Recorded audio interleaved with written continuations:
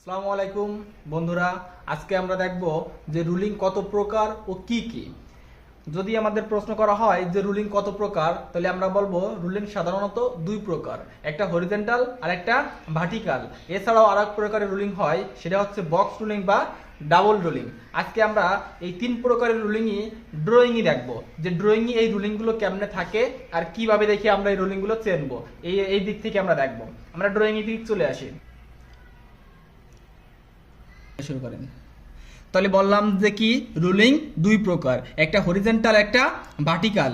এখন এই হরিজন্টাল না ভার্টিক্যাল এটা চেনার জন্য এখন আমরা কি করব, যদি আপ ডাউনের সাথে সম্পর্ক থাকে তাহলে সেই রুলিংটা হবে ভার্টিক্যাল রুলিং, আর যদি আপ ডাউনের সাথে সম্পর্ক না থাকে তাহলে সেই রুলিংটা হবে হরিজন্টাল রুলিং।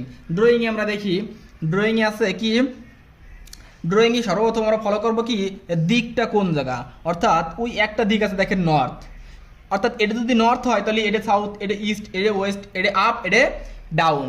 এখন আমরা রুলিংয়ের দিকে আসি, রুলিংয়ে কোন কোন দিকগুলো আছে। রুলিংয়ে সর্বপ্রথম আমি ফোকাস করব কি যে রুলিংয়ের এই যে রুলিংটা হয়েছে একটা হরিজন্টাল রুলিং হয়েছে, এনে হরিজন্টাল রুলিংটা চিনলাম আমি দেখি কেমনে। সর্বপ্রথম আমি ফলো করব এই রুলিংয়ের জয়েন্টগুলো, যেমন এই যে একটা জয়েন্ট আছে, এই যে একটা জয়েন্ট আছে, এই যে একটা জয়েন্ট আছে, আর এই যে একটা জয়েন্ট আছে। এখন এই যে জয়েন্ট আছে এটা হচ্ছে আমার মেন পাইপ, অর্থাৎ এটা লেগে আমার লাইন গেছে, আর এই লাইনটাতে এই দিক গেছে সেটা আমার দুটো দিক বলে গেছে, একটা লাগেন এই যে আর একটা লাগেন এই যে। এখন এই যে দিকটা বলে গেছে, এই দিকটা কোন দিক বলে গেছে, এই দিকটা বলে গেছে সাউথের দিক, অর্থাৎ এদিকে আমরা আছি নর্থ পজিশনে, এখান থেকে আসি সাউথে আসি, সাউথ থেকে এটা গেছে আবার ইস্টে, সাউথ থেকে ইস্টে। তাহলে আমরা কি বলবো যে south two east, south two east. অর্থাৎ এই রুলিংয়ের ভিতরে আপও আসে নাই ডাউনও আসে নাই।